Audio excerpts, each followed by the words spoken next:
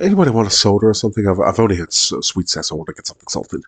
Check the vending machines. Hey guys, I wanted to talk about Jurassic Park. Dennis stealing the embryos in this scene, and this is, for me, one of the great sort of moments where we see the detail in Jurassic Park. The level of sort of like detail they went to in such like little, quite insignificant scenes, but actually, when the bigger picture is looked at, quite a key moment in the film. And I think what I love about this scene is the fact that Dennis is his treachery is seeded so early on with his dodgy movements, with executing the time plan for Jurassic Park, and seeding his sort of like clumsiness with the systems that he's running. And here we are, we see him sort of in full treachery mode of how dark he's gone.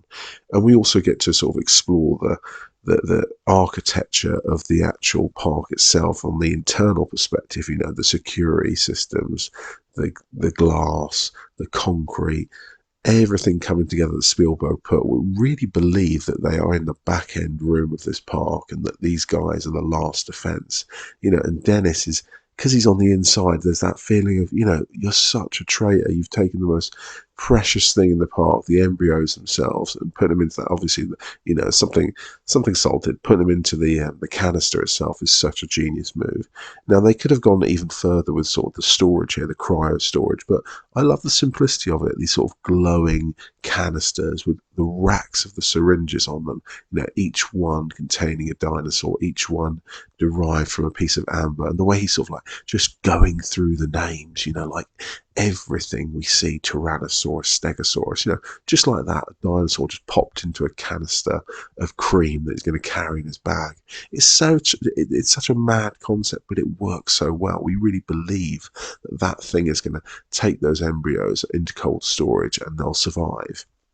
Now, obviously, there's a lot of sort of fan builds around the embryonic storage canister, which is a lovely piece in itself in terms of prop design.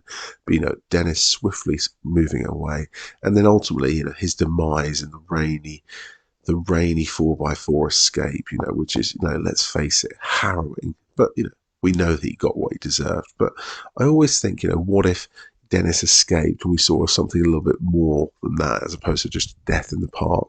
And I also think it's quite a genius move that Spielberg took the canister and it went into the mud. It's almost like a sort of respectful nod to history itself. They, buried embryos in the mud that are going to get fossilized. I remember when I first saw this, I was thinking, is that the seed for the sequel? Are they going to actually find the cream and, rebirth these dinosaurs in the future? But obviously it was never looked at in terms of the sequel. But it's kind of cool concept, fast forward into the future.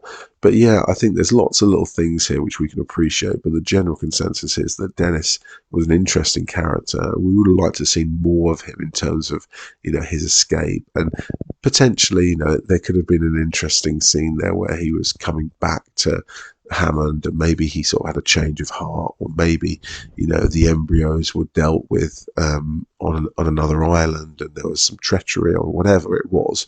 But I love his character, and I was kind of sort of like sad to see him go, but also happy. But still sad that he died because he did such a great valiant attempt. No wonder you're extinct.